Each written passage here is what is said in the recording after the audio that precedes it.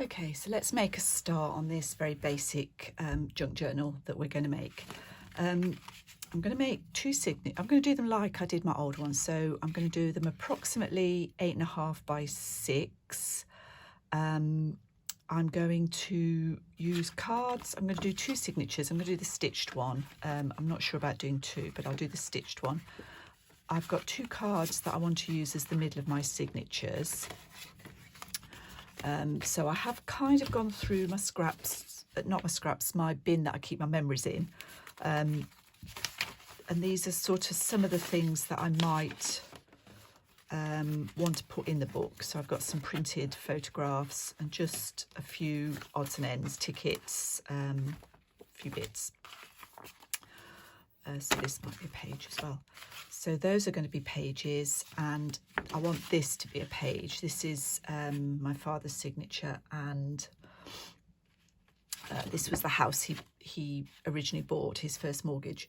And my idea with this is to probably put an acetate pocket or some kind of pocket anyway, and a photograph of the house that we used to live in. So I want those 3 pages. And then I've just gone through, I'm going to show you the kind of stuff I'm going to use as pages.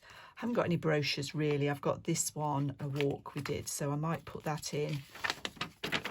This is a map of Maastricht. We went last year to see Andre Roux. And the others are mainly book pages. So I've found some book pages with images that I like, or book pages that I would use in my journals, but not, if you see what I mean, probably not quite nice enough. Got some music paper. I have found some Edith Holden. Again, the snake one I wouldn't put in a journal that I was making to sell unless I covered that up. Index pages. This is a letter. I do want that to go in as a page or a flip out, so let's put that in the beginning. I've got a couple of old envelopes, 2 different sizes. These are from Flow magazine. This again is from an old,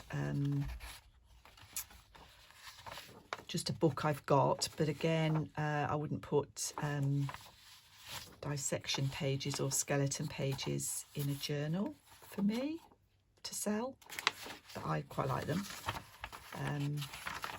These are from Daphne's Diary, 2 of their patterned pages and just a couple of random pages. This was just sitting in my box. This is some rag paper. I've got some dyed papers that I've done, another random book page, and we'll go from there. So to start with, sort out a selection. This is probably too many. We won't put all of those in, but find some pages that you like, and then you want 2 pieces of card. Well, I'm going to have to use 2 pieces of card, and these measure 8.5 by 7, and I've scored at 1 inch and 1 inch, and then I've just taken off on one of the pages, I've just taken off a sliver of the spine piece, because we're actually going to join these together, so we get a double thickness spine, but I don't want to impede the fold line, so you just need one of your spines to be slightly less than 1 inch. So I hope that makes sense. So 2 pieces of fairly flimsy card, 8.5 by 7. This one is slightly less now because I've taken the sliver off. This one is 7. Score them at 1 inch. So on the 7-inch side, we're scoring at 1 inch.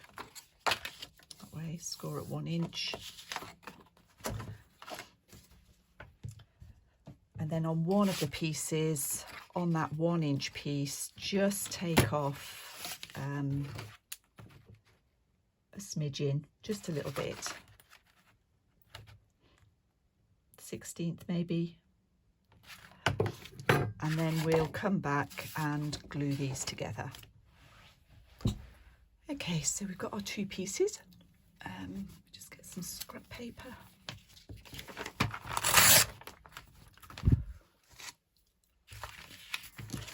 I don't do this, I get glue everywhere.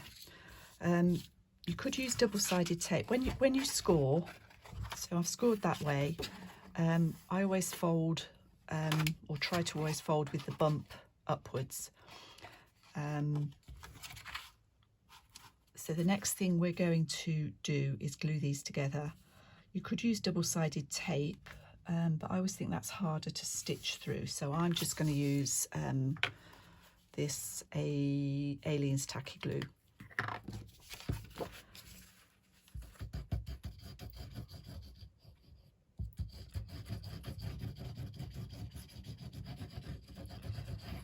Black card isn't always the easiest to see, but it's actually all I've got at the moment that's the right size.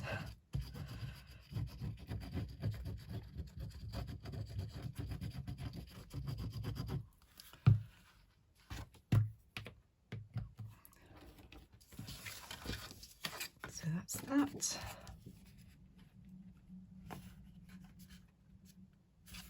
You've got a minute with this glue to just check that you haven't impeded this fold.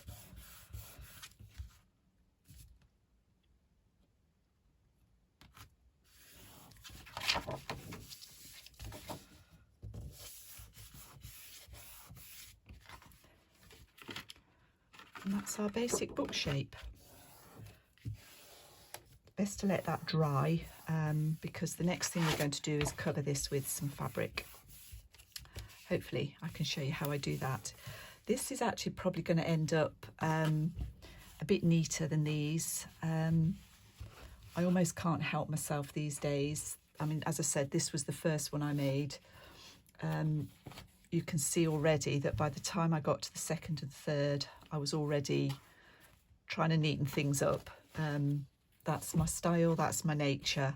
So this is going to be a fairly neat junk journal, but you obviously can do it how you'd like. So we'll wait for this to dry. I'll finish the video here, the first video, and in the next one we'll get to covering the cover. I always like to make my covers first.